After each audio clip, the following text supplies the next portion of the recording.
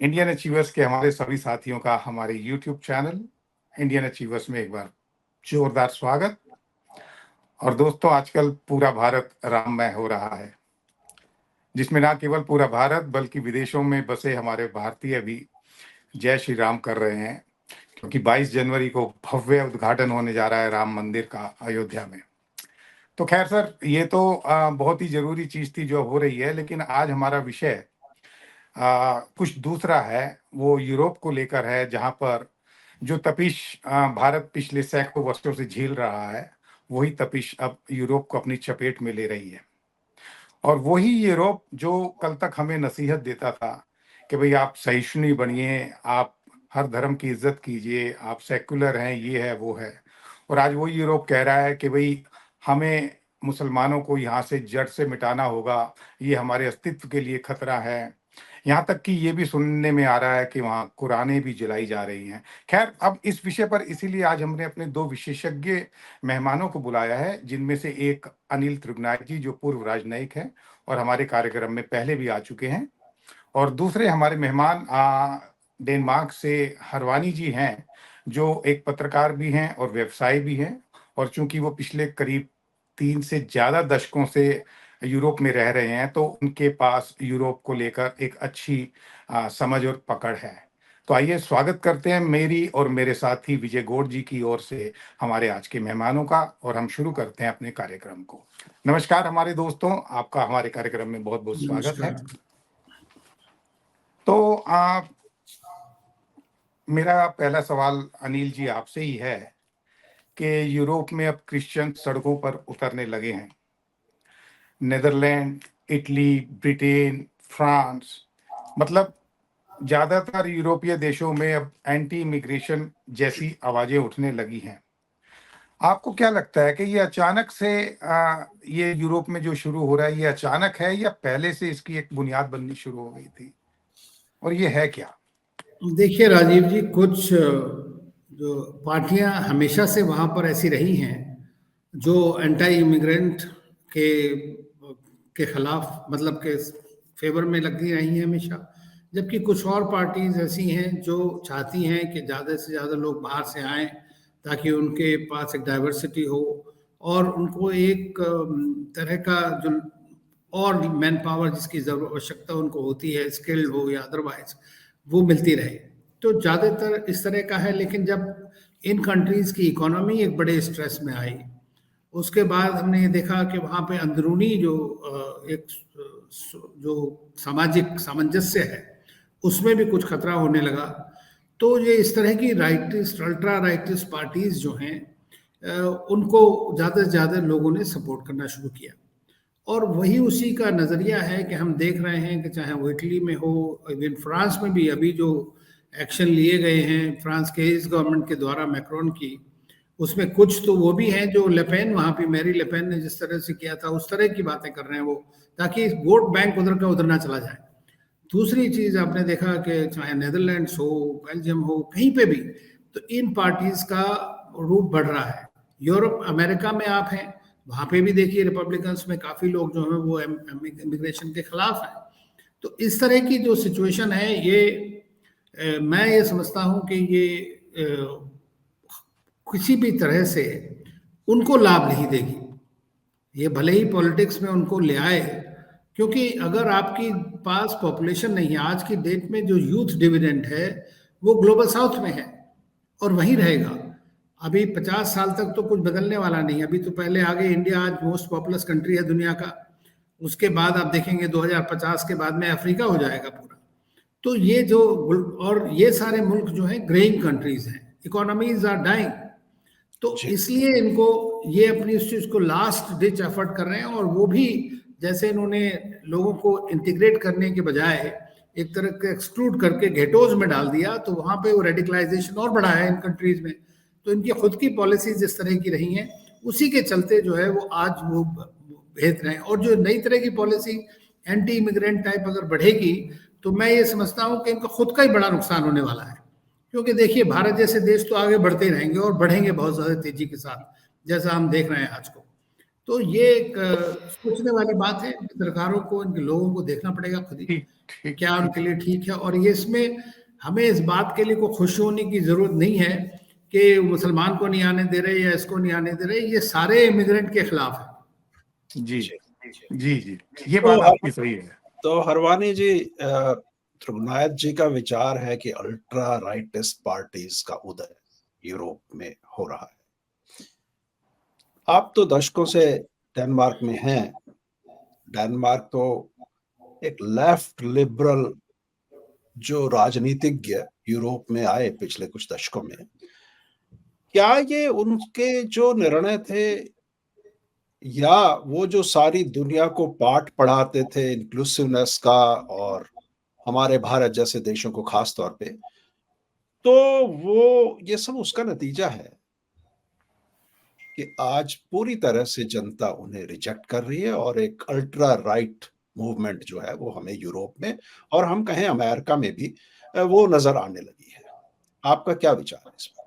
जी, पहली बात तो ये है, देखें ये जो कंट्रीज हैं, वेस्टर्न कंट्रीज जो है, ये किसी के भी नहीं है।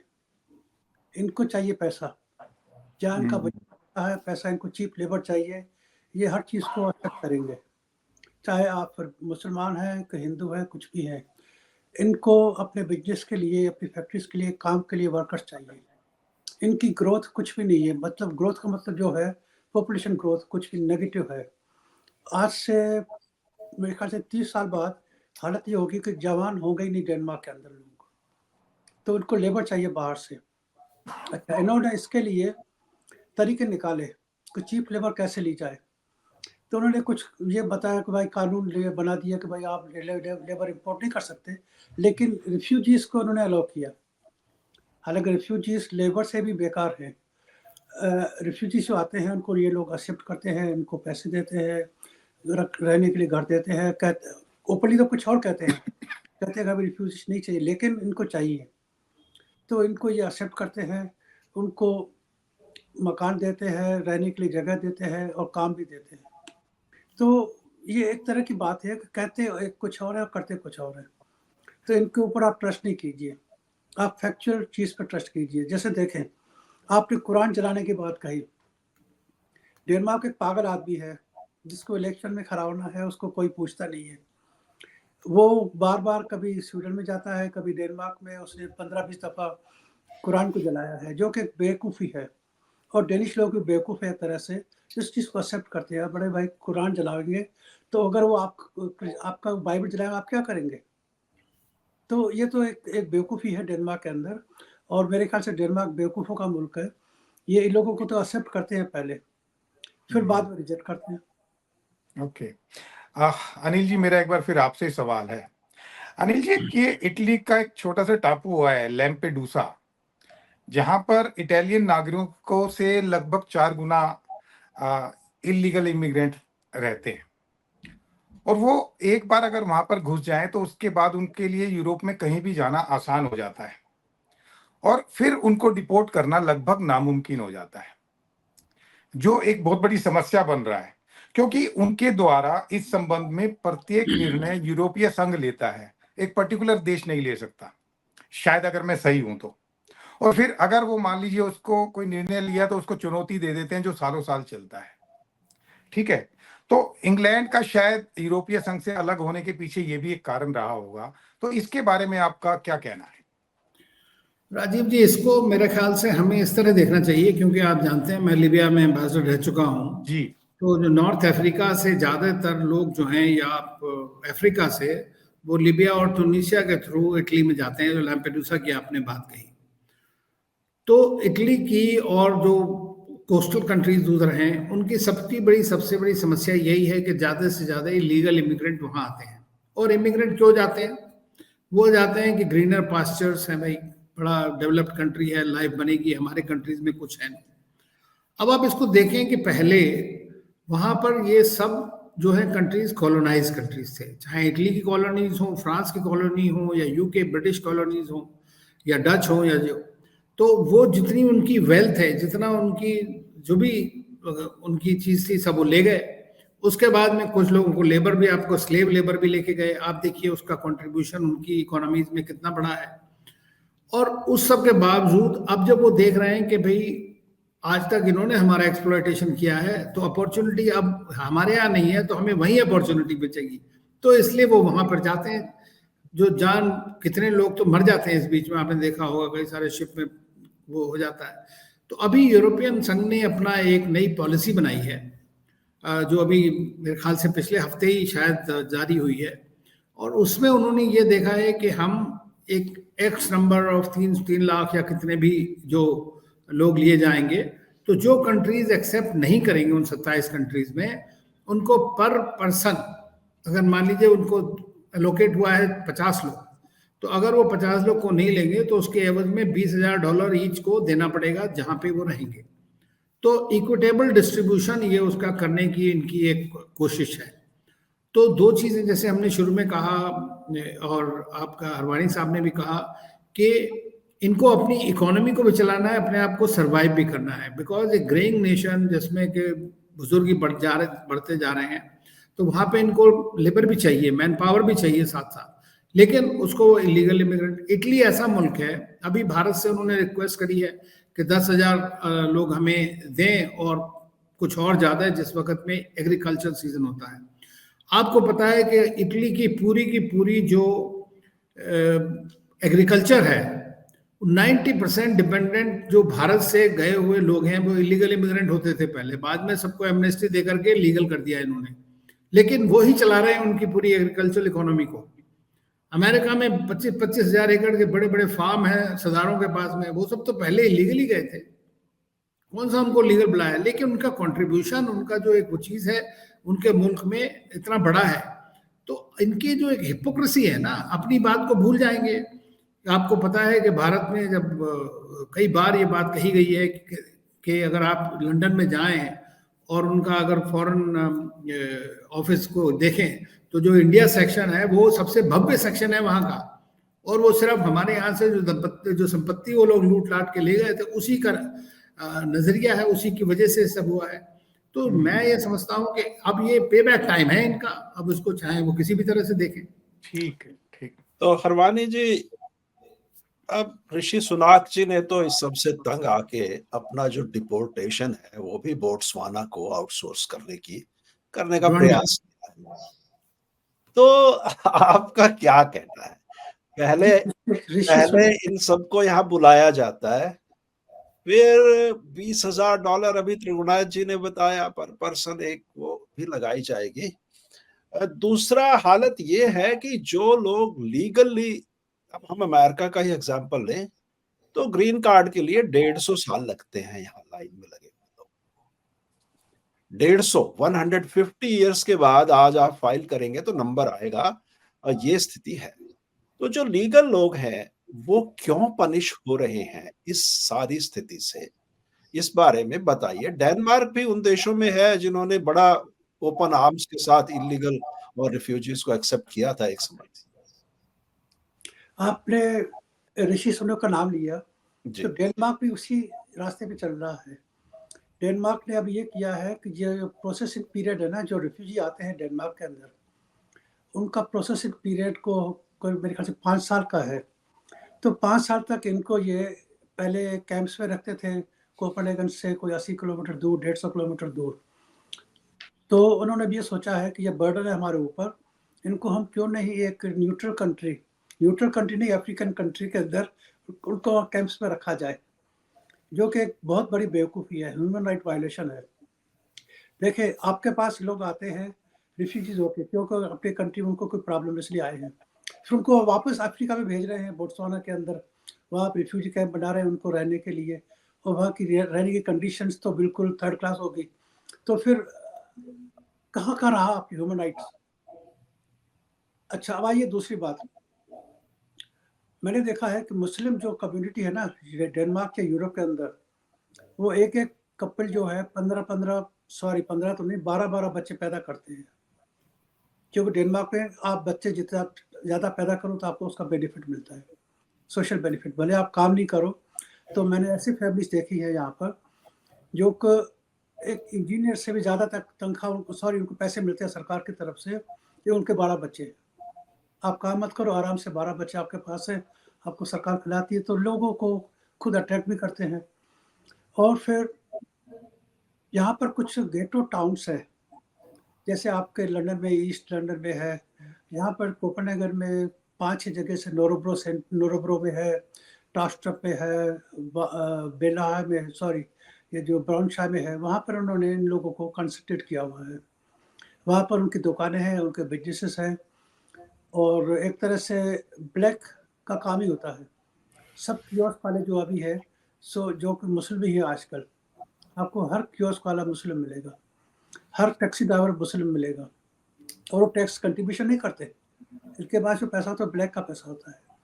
पैसों को जमा कमा करके या जो सरकार को देती है मदद, उसको जेब में डाल के ये अपने देश जाते थे, वहाँ बड़े-बड़े बंगलो बनाते हैं। पाकिस्तान में आप सुनेंगे हर एक का बंगला है। तो अभी सरकार ने इसके लिए क्या किया है कि 1000 के नोट बंद कर दिए हैं। 1000 के नोट तो छोड़ो, आपको कोई भी करेंसी आपके डेनमार्क की कहीं भी नहीं चलेगी। भले आप पाकिस्तान जाएँ, बैंकॉक जाएँ, कहीं भी जाएँ, अभी कंट्री की वैल्यू जो करेंसी वैल्यू 0 है बाहर आप जाएँगे तो। और आपके जो नेशनल बैंक बाहर के जो है, वो आपकी करेंसी एक्सेप्ट नहीं करेंगे, वो 0 है। बैंकॉक में सुनने में आया है कि जो 1000 का नोट डेनमार्क का है, जो करीब $130 के बराबर है, उसकी वैल्यू 0 है, उसको कोई नहीं लेता बैंकॉक में। तो सरकार भी कुछ कर रही है इसको रोकने के लिए, क्योंकि मैंने देखा है जो पाकिस्तानी जो थे ना यहाँ पर, पैसे जेब में भर-भर के 50-50 लाख-लाख, 2-2 लाख उन्होंने हर फ्लाइट में हर आदमी के पास होते हैं। तो उसको बंद कर दिया सरकार ने अभी यहाँ पर। लेकिन जो कानून है डेनमार्क का, जैसे कि आपके बच्चे हैं तो बच्चों के पैसे तो बंद नहीं कर सकती सरकार, तो देते हैं पैसे। अच्छा, फिर आपने मैं बताऊँ, यहाँ पर जो मैंने नाम लिए जगहों के, जैसे नोरेब्रो है या ब्राउनशायर है या हाई टास्ट्रप है, वहाँ पर इनकी खुद की कम्युनिटीज़ है, उनसे बाहर नहीं निकलते। अपने तरह के कपड़े पहनते हैं मुसलमान लोग। परवानी जी, मैं साथ इससे रिलेटेड एक बात आपसे पूछना चाहता हूँ। जी, जी, जी। आपने अभी 2 बार बताया कि यहाँ 12 बच्चे होंगे, तो मैं ऐसा जानता हूँ कनाडा में भी थोड़ा बहुत ऐसा कुछ है। तो 12 बच्चों का उनको वो मिलता है पैसा और वो तो बढ़िया, उनको काम करने की भी ज़रूरत बेनिफिट है, ज़रूरत नहीं काम करने की। ये तो एक साम्यवादी या सोशलिस्ट विचारधारा का मूल बिंदु था। पहले हम जब स्टूडेंट्स थे तो सुनते थे रशिया में जितने बच्चे हैं उतना बड़ा उसको घर दे देते थे। अब वो साम्यवादी विचारधारा तो खत्म हो गई रशिया के खत्म होने के बाद, या रशिया सोवियत यूनियन के खत्म होने के बाद। तो अब ये जो मैंने शुरू में कहा था, ये जो लेफ्ट लिबरल राजनेता थे यूरोप के, जिन्होंने ये सब बातें घड़ी और वो सब अब उनके मुंह के ऊपर आके गिर रही हैं।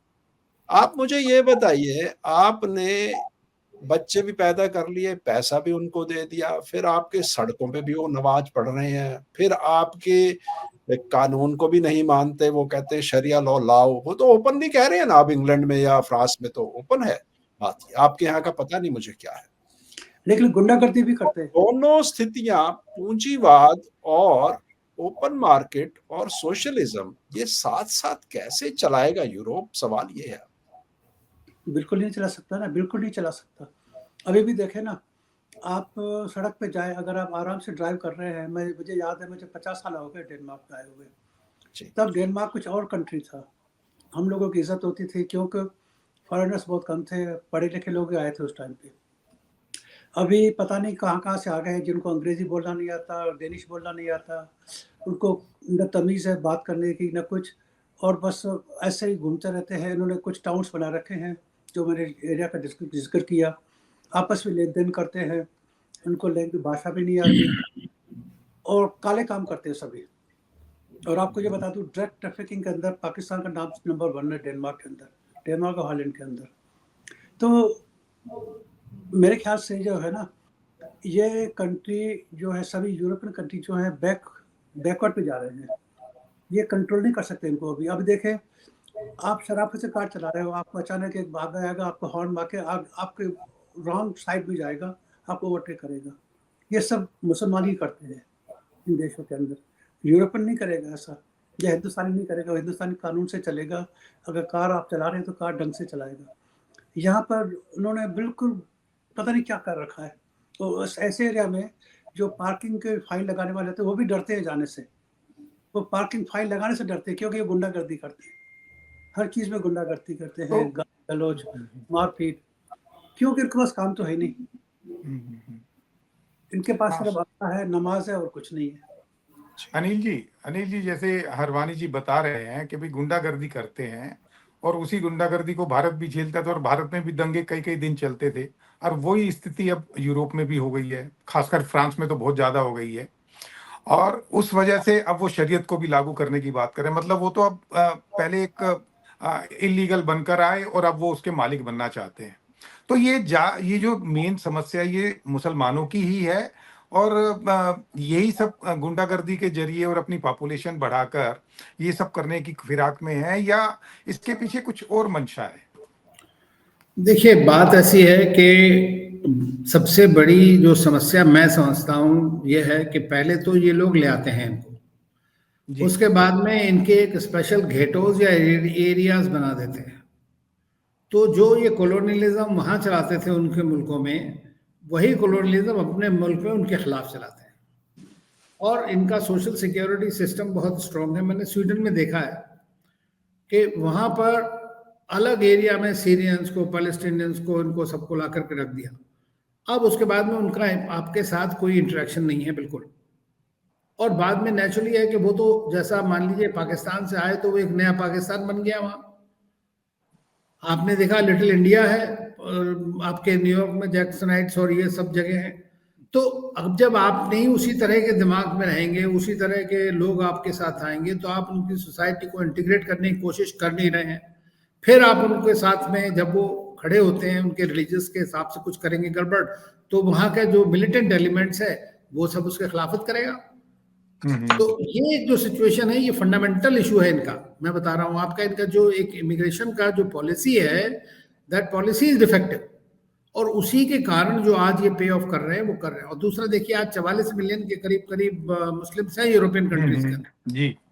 फ्रॉम अरब वर्ल्ड, कहाँ से। अब आज की डेट में आपने देखा, जब ये इजराइल हमास वॉर चला है, तो पूरे यूरोप के अंदर में जो अरब एजेंसी है वो बहुत स्ट्रांग हो गई है। हम लोग जूइश लॉबी की बात करते हैं अमेरिका के अंदर में, जिसकी वजह से इजराइल आज तक बॉम्बिंग कर रहा है वहाँ पर पैलेस्टीनियंस के ऊपर गाजा में। लेकिन साइमल्टेनियसली आज की डेट में अगर आप देखें तो पिछले कुछ सालों में Arab lobbies have become very strong. वो बाइडेन को पुल डाउन करने के चक्कर में है। तो आप इससे अंदाजा लगा सकते हैं कि अब ये चीज जो है इनकी बेसिकली पॉलिटिकिंग हो जाएगी फिर से दोबारा से। तो एक तरफ वो बोलेगा एंटी इमिग्रेंट होगा टोटल, और दूसरी तरफ वो कहेगा कि भाई नहीं, किस तरह से थोड़े बहुत लेजिटिमेट इमिग्रेंट्स को आने दें। लेकिन जब तक इनकी इंटीग्रेशन पॉलिसीज ठीक नहीं होंगी, तब तक आप ये गेटोज बनाते रहेंगे और आपका सोशल डिस्कॉर्ड बनता रहेगा। त्रिभुवनाथ जी, इस बारे में थोड़ा सा हटके अगर हम बात करें, अब हमास और इजराइल के युद्ध की बात, किसी भी मुस्लिम कंट्री ने, जो ये तथाकथित 55-56 देश हैं, एक भी हमास के शरणार्थी को लेने की हाँ नहीं भरी। कोई लेना नहीं चाहता। क्यों करेंगे? दूसरे देशों में जाके ये इनका पहला काम है, एयरपोर्ट से उतरने के तुरंत बाद पहला काम है कि शरीयत लागू करो इस देश में। तो सवाल ये है कि क्या सॉल्यूशन क्या है? आप तो एम्बेसडर रहे हैं, आपने इस तरह की सभी समस्याओं को डील किया है। क्या इलाज है? आप ले आए सोमालिया से, नाइजीरिया से, आप पकड़ के लोगों को ले आए। अब यहाँ का आदमी भी ये सोचने लगा है, भाई मैं तो टैक्स दे रहा हूँ, मैं तो मेहनत करता हूँ, टैक्स पे करता हूँ, और फिर इनके 12-12 बच्चों को कैसे पालूंगा?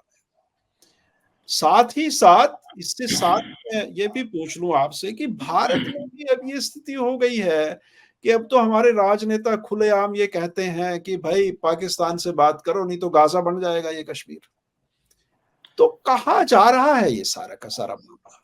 देखिए, ये तो खैर दोनों अलग अलग तरह की सिचुएशन है। जो वहाँ पर यूरोप में, अमेरिका में है, और जो इधर हिंदुस्तान की है, वो बड़ी डिफरेंट समस्या। आपने गाजा की बात करी, तो देखिए एक चीज है, आप मुझे बात बताएं, एक कोई आपका देश है, आपकी जगह है, आप उसको कहेंगे इन सबको हम बाहर निकाल के किसी और देश में रिफ्यूजी बना दें। ऑलरेडी 8-10 मिलियन रिफ्यूजी बने हुए हैं पिछले सालों से, वो अपने मुल्क में वापस नहीं आ पा रहे हैं, और जो बाकी बचे उनको भी आप निकाल के 2 मिलियन को फेंकना चाहते हो बाहर। तो ये कहाँ की मतलब बात है? क्यों कोई कंट्री लेगा? इसका मतलब तो ये है कि जो प्रोजेक्ट इजराइल का है कि सारे पैलेस्टीनियंस को वहां से निकाल दो, वो पूरा हो जाएगा। तो उसको कौन सपोर्ट कर सकता है? आप मुझे बताइए। अमेरिका नहीं सपोर्ट कर रहा है, वो भी नहीं चाहता है कि गाजा पे इजराइल का पूरा हक हो। तो ये चीज को आपको उस संदर्भ में देखना पड़ेगा। टेररिज्म को सबने नकारा, सबने कंडेम किया है, जो हमास का टेररिज्म है। हमास की पॉलिटिकल लीडरशिप कतार में बैठी हुई है। एक 1.84 मिलियन और 1.8 मिलियन रिफ्यूजीज सीरियन जो हैं वो जॉर्डन में हैं। पैलेस्टीनियन रिफ्यूजीज जॉर्डन में बैठे हैं। 60% जॉर्डन की पॉपुलेशन जो है वो पैलेस्टीनियन है। इजिप्ट के अंदर में है, टर्की में है, सब जगह तो बैठे हुए हैं लोग। तो कैसे? ये तो खाली नैरेटिव बना रखा है इन्होंने कि साहब कोई लेना नहीं चाहता। अरे भाई, अपना मुल्क छोड़ करके क्यों क्यों भागेगा आप उसको? मुझे याद है मैं जब जॉर्डन में था तो सीरिया के रिफ्यूजीज को कनाडा ने प्रोग्राम बनाया कि हम लेके आएंगे 25,000 हर साल। तो उन्होंने सबसे पहले वहां की जो जहां जाके लोगों को रहना है उनको सेंसिटाइज किया। उन्होंने एक प्लान बनाया कि हम इन लोगों को जो है लाएंगे, इनको एजुकेट करेंगे, इंग्लिश पढ़ाएंगे, उसके बाद में इनको प्रॉपर जॉब्स देंगे, और उनको जो वहाँ के लोग हैं वो उनको साथ में रखेंगे मिला के कि भाई हाँ एक कम्युनिटी की बात है। तो वो एक पॉलिसी ठीक पॉलिसी लगती है। लेकिन मैंने वहाँ पे उस कैंप में कैनेडियन एम्बेसडर के साथ में गया था, मुझे याद है आज भी। जब हमने पूछा उनसे तो वो बोले हम जाना ही नहीं चाहते कनाडा, हम तो अपने मुल्क में वापस जाना चाहते हैं, हम सीरिया में वापस जाना चाहते हैं, हमें नहीं जाना है वहां पे।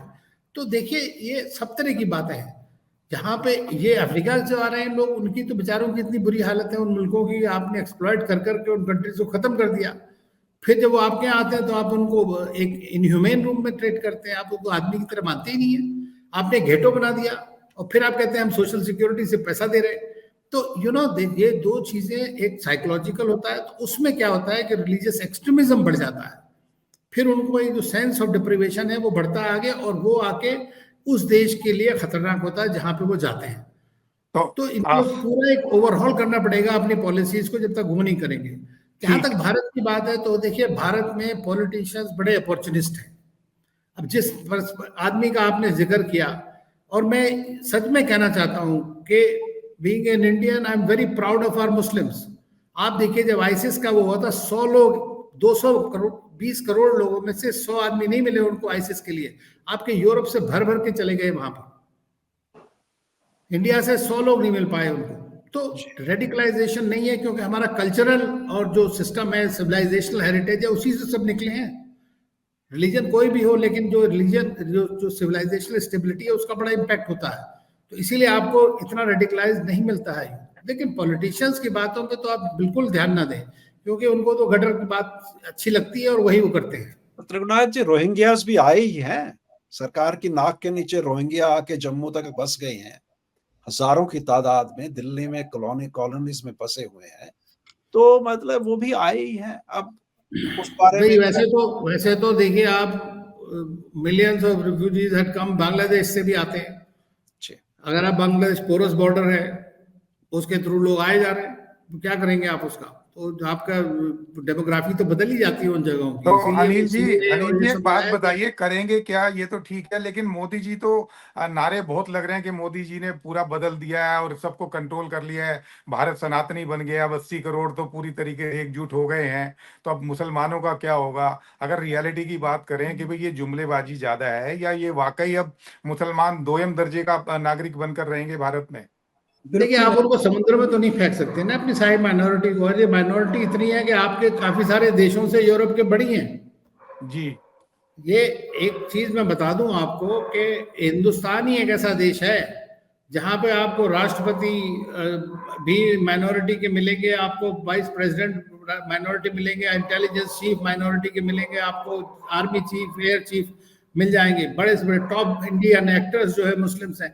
तो ये सिर्फ एक पॉलिटिक्स ऑफ रिलीजन है। ये रिलीजन वो सब बेकार की बातें हैं।